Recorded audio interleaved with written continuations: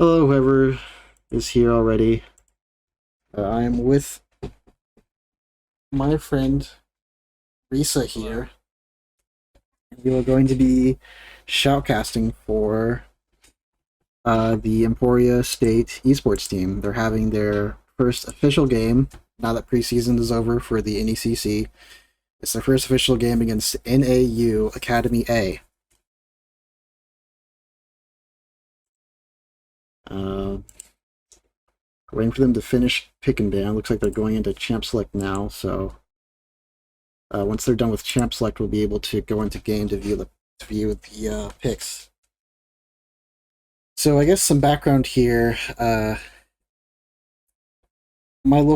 local college team, Emporia State Esports, participates in the NECC, which is an organization that uh, basically regulates college matches between different colleges for a bunch of different video games. There's Valorant, there's League of Legends, obviously. There's Rocket League, and this is the first match of the actual season. They had a preseason or activation, as the NECC call it, where they have a bunch of preset matches, best of ones, to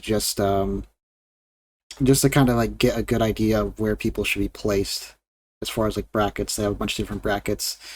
The Emporia University is actually in the Navigators bracket, which is one of the lower brackets, but still very very fun to watch these games play. It's still 5v5. It's much different from how solo queue league is.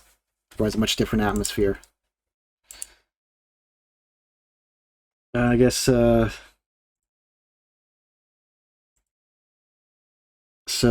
Risa, how recently have you been kind of getting back into the league? I know you've haven't.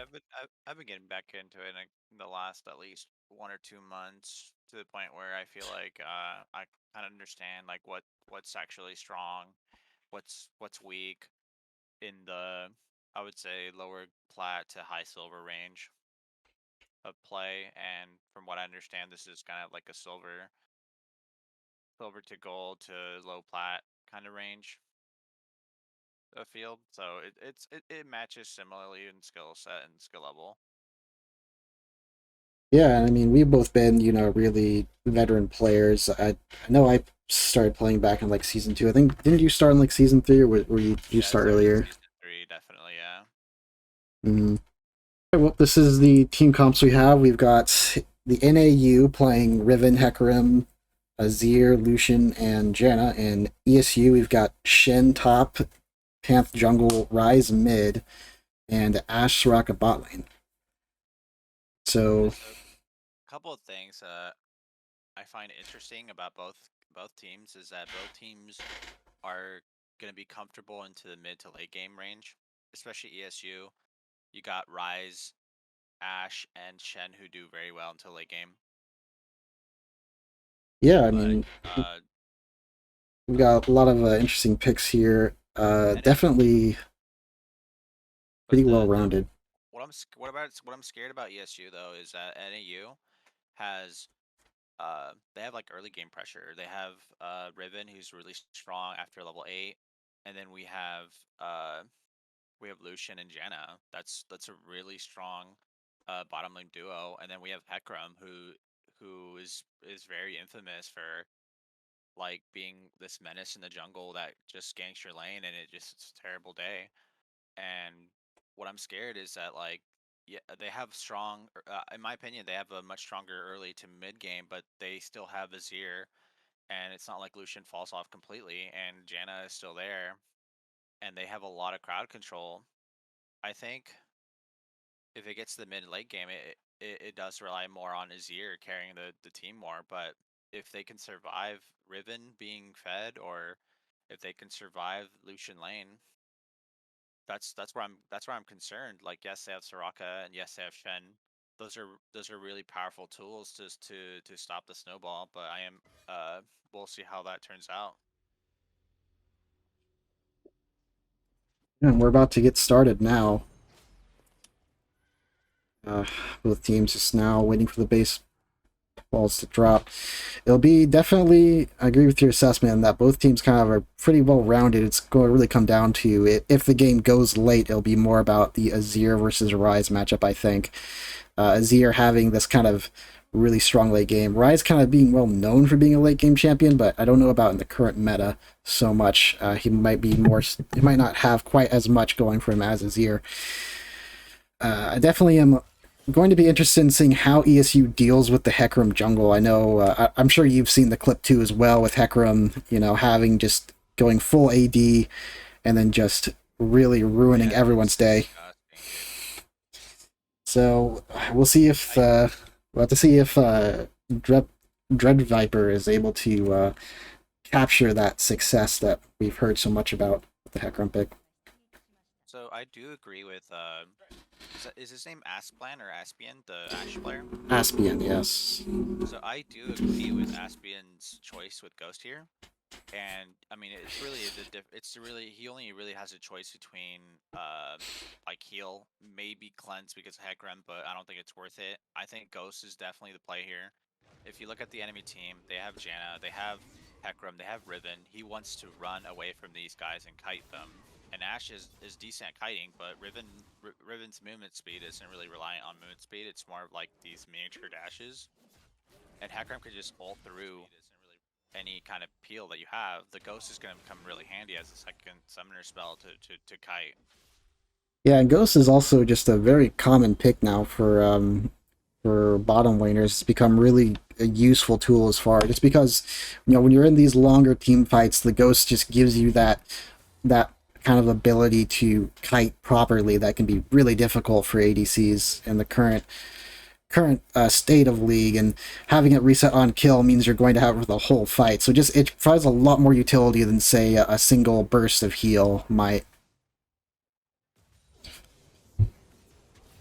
A couple of trading here. Lucian getting a little poke off on reverse spear trap, but not too much. Not anything that Soraka can't handle.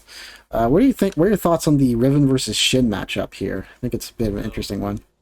A lot of people underestimate Shen because whenever you think of a person assessment on Shen, they think, oh, he's just a tank or whatever. But he's actually an auto attack bruiser fighter character.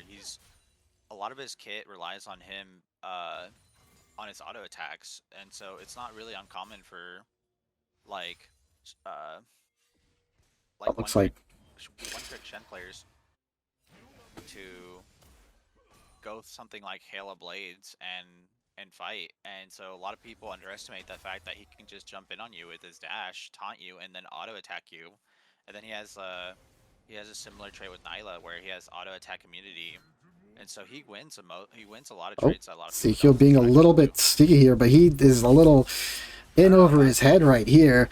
Oh, the ignite comes down and the damage is too much. Ezekiel got a little too greedy for his own good. So I think, maybe the nerves got to him or something, but I think when you see two players and your mid laner and your top laner are nowhere to be found, I think you just give that up 100%. Riven was right there with him, and he saw that, I believe. Yeah, a little bit unfortunate. Ezekiel probably not expecting that the enemy team to be communicating quite at that level. Oh, some trading on both sides of the map here too. You saw Shen do exactly what I was mentioning, where they don't really expect Shen to win trades, and he's actually winning this lane now. Oh, Ezekiel. He's got a level advantage. Ezekiel's losing the blue buff here after being a bit too greedy on the Scuttle Crab. I'm wondering why he didn't just do his. Yes. So something I noticed about NAU is that they're helping their jungle a lot in this early game. So Riven comes down to secure the Scuttle Crab, and Azir goes in to help finish to get the kill. And then and then the bot lane actually helps PF.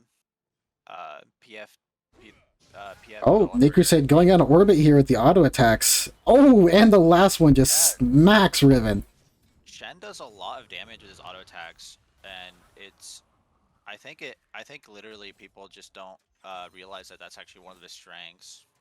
Yeah, I mean Shen. He just straight up beats a lot of people just by autoing them. Oh, Ezekiel waiting in the raptors, maybe trying to potentially go on to here to try to get out here, maybe getting some backup from Ezekiel and Bear Trap, having to force Flash. Like, managed to bait the Ignite. Espion is eating a bunch of damage while Lucian is getting very greedy, almost dying. Oh, the shield. Oh, the Flash. Oh, Red Viper maybe looking to go back, but deciding not to. Ezekiel's waiting to rock. Ash could probably stay here. I mean, Soraka with Yeah. full HP. That's like That's creating like Soraka's healing is like double efficiency. So if Soraka has full HP, he can heal Ash for just half her health. That's yeah, that actually forces the enemy bot lane to go back and gives Ash a lot of time to farm more. Yeah, basically a free lane for bot lane out of that trade. Not at all a bad trade for ESU. So ESU's jungle is struggling here, but I think it's more of the fact that the lanes are actually helping the NAU's jungle to provide that pressure, but the lanes themselves are doing well. You know, we're not hearing much action from mid. Top's actually pushing out Riven. And if we look here on the scoreboard here, we see that, you know, mid's pretty even in trading. I mean, of course, NA Crusade is doing quite a bit to this Riven up top here. We're having a kill lead. Bot lane having a very small CS lead as well there, especially after that. I think the ESU bot lane is doing really well considering it's Janna and Lucian in bot lane. Yeah, they have a lot of tools there to potentially disrupt them, so very good for Aspian and Reverse Bear Trap holding out against a early game Lucian with a Janna with all that bonus AD and disruption. I will say, being an insider to ESU, having played on the team with a lot of these same members in previous seasons, one thing that ESU likes to do is that they really like having strong laners and kind of just putting a lot of attention and resources into those laners, especially the mid lane, especially, you know, sometimes the bot lane, but on less rare occasions. Typically, I was going to say, typically, you know, the jungler doesn't get that much assistance. Right. And it's not by virtue of anything wrong they're doing, it's just that they want their resources in these laners who are fighting and farming. Oh, Hecarim getting caught out here. The last tower shot. Sniper in the mist. Yes, the towers were nerfed, but I mean, you're walking up to a full HP Rise there. I don't.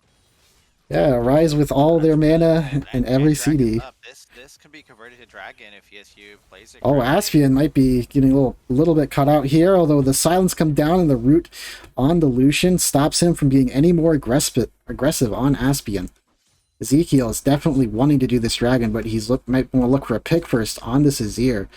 Gungozzler is a little too far out. The flash comes out. Oh, but it's just not fast enough. Yeah, Ezekiel just... Yeah, this is rough for him. I feel for him. He really needs to get that 6 in. We'll pray for Ezekiel that his early game Pantheon gets the kills it needs. We'll donate some. Or is a fundraiser. I don't think that sweeper detected that ward there. What do you mean? What word? Okay, so, yeah, Ezekiel like used his trinket, but he didn't actually see the ward, and NAU was just aware of him there. They know that he's over there, blue side, so they know that there may be possibly coming in for a Pantheon. Yeah, it looks like Dragon version there. Dread Viper might be trying to get a gank in here. Okay, so Shen's already 8. He the next fight that we see, Shen's probably definitely gonna come into that fight. And you know, unless they bring in Azir, I don't think they're gonna get this Ashe kill. I've seen how this Ashe has been playing, and I think, you know, as long as he doesn't make too big a mistake. Yeah, they're definitely waiting. Maybe try to get something. I know Lucian might run through Aspian going in on the Janna. The gank from Ezekiel is coming in as well. Oh, the Rise is also here. Surprise guest. Lucian is looking for a kill, but it just won't matter. And Shen held on to his ult even, and they still got that double kill. Yeah, it should be a free dragon for ESU here. I don't know why I didn't see this earlier, but ESU has a lot of mobility on their team. They have Shen ulti, Pantheon ulti, and Rise ulti. Yeah, they could actually just arrive behind you with like their entire team. Yeah, I mean, they certainly have a lot of ways to get around the map very quickly, so it's a very Yeah, so Very interesting comp for ESU on ESU's part. it's interesting because it's like they have like a lot of indirect like teleportation or arriving to you from a long distance, whereas NAU has a lot of, okay, I'm gonna run at you with my Riven, with my Janna, with my Hecarim, and yeah, so I do like how this Shen is playing.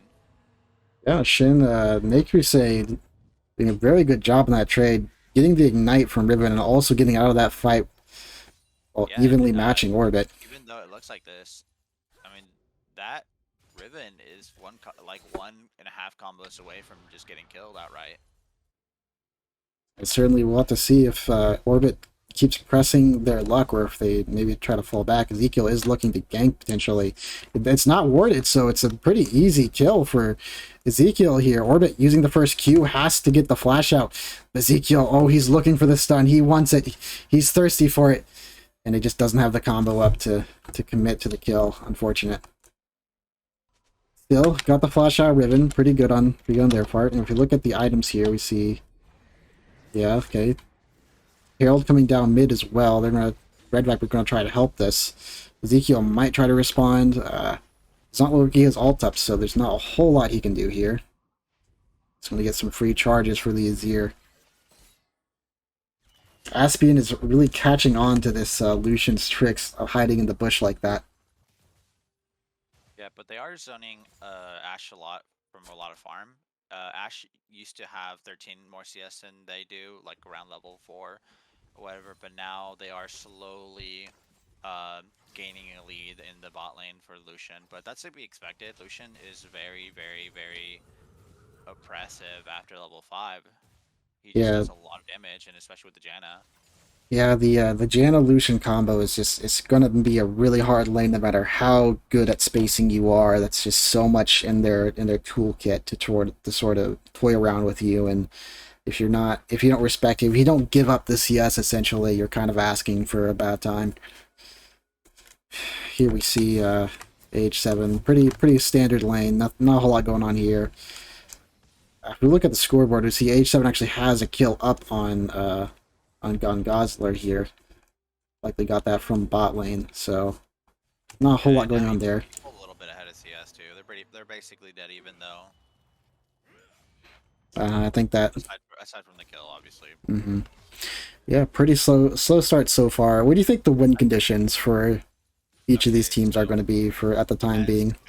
yeah, as the game progresses, I think the edge is going to slowly go into ESU's favor because they have a team comp that is a lot more mobile. Having global presence into the mid late game is very important. You can't like without global presence, you're not going to be able to split push. You're not going to be able to like what's the answer to like Riven doesn't even have teleport, so Shen could just push a lane, and if he's stronger than Riven, then Riven has to show up to lane just to help, and now it's going to be a 5v4 in a different area. Ezekiel's getting pushed out of his jungle a bit by Dread Viper here.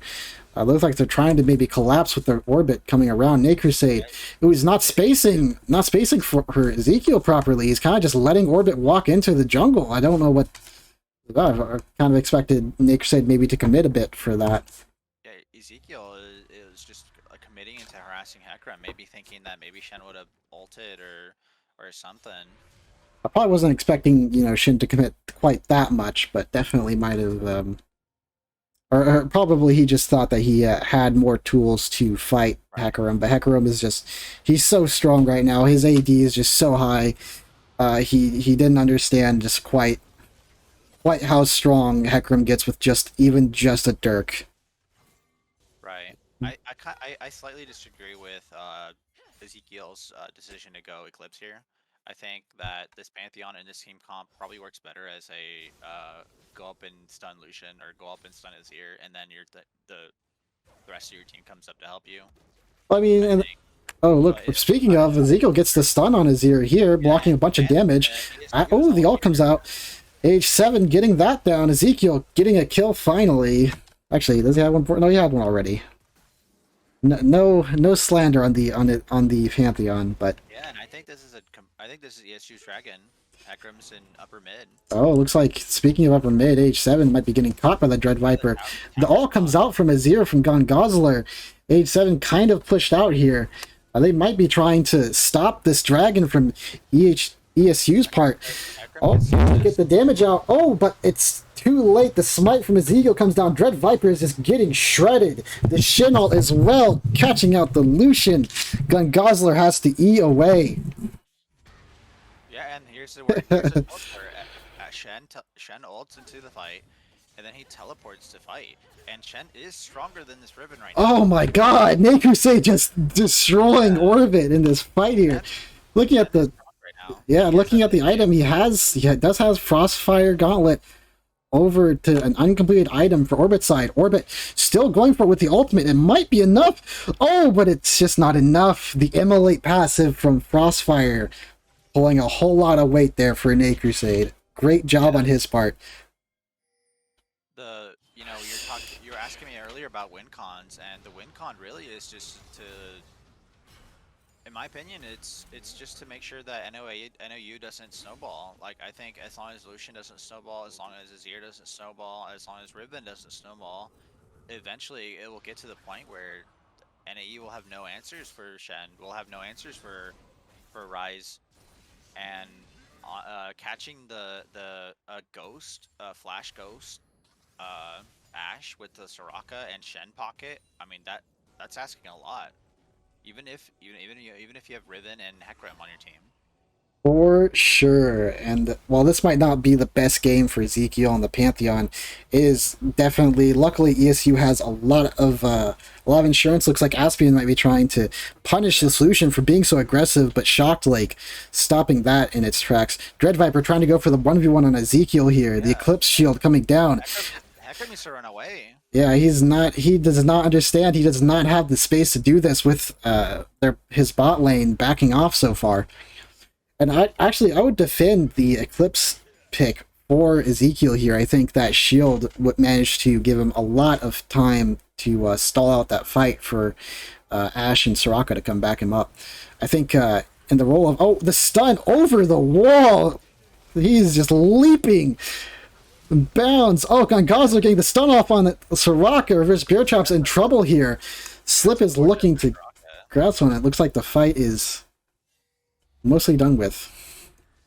The way the game works with the collision and Azir's ultimate, it knocked Soraka up in the air and it kind of just put her in place.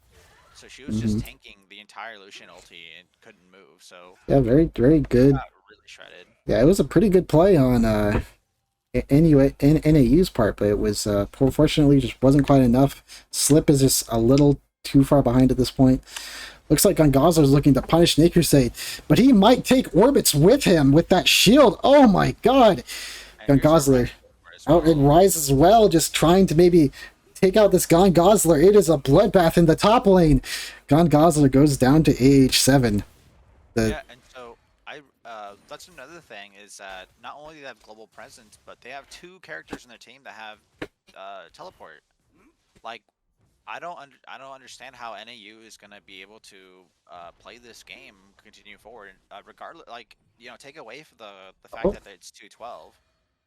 Looks like teleport, a coordinated team is just gonna be able to dance around you. Yeah, it looks like we have a little confrontation brewing with Ezekiel trying to do the Herald while Dread Viper's here, and we see AH7 teleporting in. Oh, a little too late. They do get Dread Viper, but they lose the Herald for it. AH7 getting a little bit greedy for that tower top side. They're also going to deny the Herald. Yeah, that is actually, wait, we can see. Okay, actually watching Ezekiel trying to 1v1 Orbit.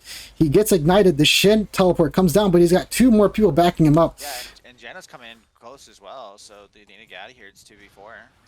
Yeah, I think they have a pretty good escape vector though. The giant Shin shield should be enough.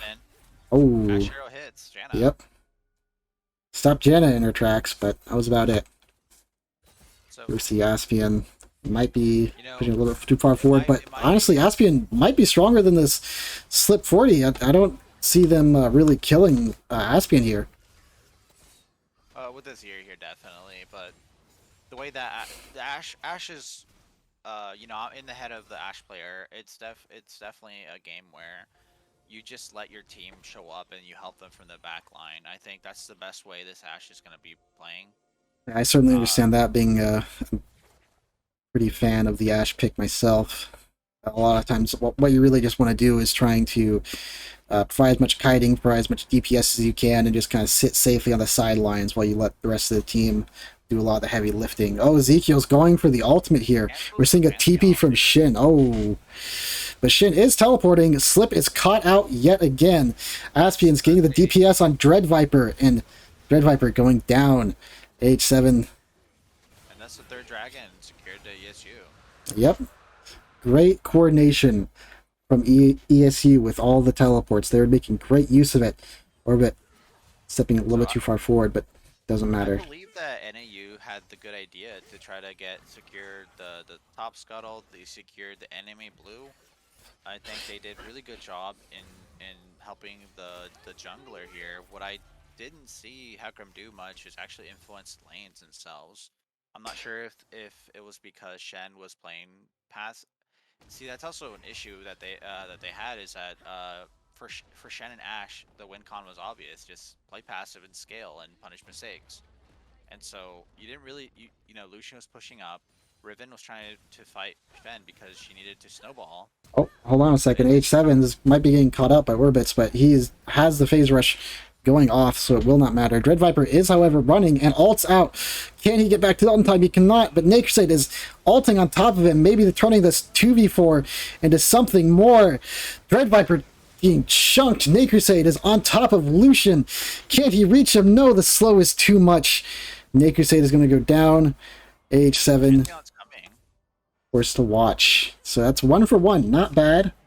Ezekiel is ulting in behind Slip, flashing for the kill. He is very thirsty. He wants to make up for lost time after that early game. Oh, looking for the Janna. The smite goes down on Shock Lane. Ezekiel lands another one. Can they possibly defend against Orbit? Yeah, it is certainly carrying him a bit here. Soraka is running.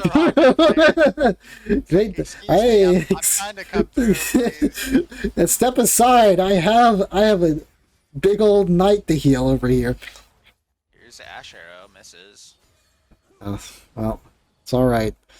ESU turning that into a very crazy turnaround. How much stronger ESU is right now. I mean, even with just Rise and Shen, Shen actually just gets a kill. Yeah, he dies for it, but it was still a 2v4.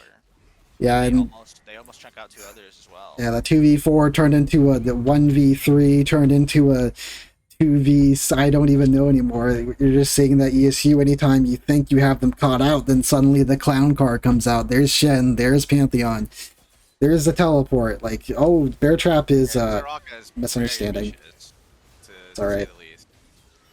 Probably expecting a little bit more from Ezekiel and H7 there, but it's okay. They're turning around, they're getting Slip again. Dread Viper is caught out. Oh, maybe not. Maybe Dread Viper gets out thanks to the shield from Janna there. Very good job. Here, if we look at the stats, we can see the difference too. AH7 having the 8-0 tag, just all these kills being funneled to him. On Gosler, he decides to go with the Ludin Secco, and it's pretty interesting because oh, Ezekiel might be getting caught out here by the Dread Viper and Orbit. Shin, the fucking shield! The massive shield. H7's looking his slow gaunt, just wanting to get onto Orbits here. The cage go off, and Orbit is in prison. That Shen ultimate is doing 3/4 of his health. Like, just standing 5 feet away, just giving Pantheon the fattest shield of his lifetime. Yeah, the NECC is really pulling a lot of weight this game, I have to say. Amazing fighting, good macro on the early game. Shen ult, TP back top, kill Riven. He's doing a lot of work here, supporting his team. Also, great job all around, though, especially to Ezekiel. Managed to kind of turn things around after having that really rough early game where everyone's trying to, Slip trying to, use a lot of resources to catch Aspian here, but it doesn't matter. AH7 is so big. He's got the 10-stack ring. Yeah, it's interesting that he goes for Luden Tempest to maximize his AoE damage when he could have easily gone Crown or like Leandries to increase his tankiness. If I know anything about AH7, he does not play for safety. He's greedy. He wants the farm and he wants the kills, and he will Yep, take and all then the stats to get it. he also builds Shadow Flame Seraphine, which are the tanky mage items. Well, Shadow Flame is more just a generally good pick. You have Hecarim with the Eclipse and Janna with having low CT shields. Ever since the mythics and the mage item introductions, a lot of them have, like, every single mage item has health in it now for some reason. Yeah, they certainly. I think a lot of that was done before the durability update to sort of combat mages being a little bit too fragile. So they gave a lot of HP to these items so that way mages got a bit. It looks like Dread Viper trying to ult in for the steal, but he did it a little bit too late. Instead, becomes desperation play. That was the soul, so they needed. Yeah, to try. Yeah, he needed to try something. No disrespect to Dread Viper for giving it his all. That is for sure. Looks like here we see NECC Crusade getting those Baron minions. Saunter up to the tower. Orbit's just farming away. Although I don't know if Orbit will be able to really combat this Shen at this point in the game. You know, Shen is 2 levels up. No, there's no way. Has 2 items and Thorn and Bramble Vest. So definitely going to try to poke him at least. Oh, we got help from Gon Gosler here with the shield. But he just dashes right over and starts just wailing on him. But it doesn't matter. NECC Crusade dying for the split push. Luckily, his team is on the other side. They got the call and they're pushing. Ezekiel also just showing down mid. Another 1v1 from Dread Viper Ezekiel here, but yeah, I mean, it's doesn't want it. Pantheon with Eclipse. Oh my god. Age 7 is and this game is over. Yeah, it's not looking too good. Well, we'll hold out until the Nexus falls at the very least, but Age 7 is quite the powerhouse at this point. It's certainly not looking too good for NAU. Oh, Orbit possibly dying to Ezekiel here. Yep. Trying his best, that's for sure. If I was NAU, I would focus more of I would somehow try to get the jungler to, I don't know. I think it's pretty rough because I don't think necessarily their lanes played terrible. Yeah, I mean, they really needed a snowball, and the Hecarim just couldn't provide the lane presence to do so. Yeah, I will say it was a very good early game on NAU's part. They did a really good job trying to help out that Hecarim early game and getting him, guaranteeing that he got resources that Pantheon couldn't get access to, that kind of try to shut out Pantheon very early. I think that was a good idea, for sure. But unfortunately, it didn't really pan out. Like you said, Hecarim just wasn't quite able to do enough stuff with that to really secure it. Yeah, no, I mean, it's not on the fault of his, in my opinion. I think that ESU was playing pretty well. I think, even though AH7 has the big score, I do think the MVP here for me personally goes to the Shen player. I think he getting that edge on top, having the TP presence, the ultimate presence, being able to basically show up anywhere on the map and be the strongest champion in the fight until AH7 got big. I think that really gave ESU a big window of breathing room to get AH7 ahead and to protect the Ashe player. I mean, the Ashe is 0-10, but it's an Ashe player. Like, you're always gonna be doing good, especially with the Kraken Slayer and Fam Dancer already done.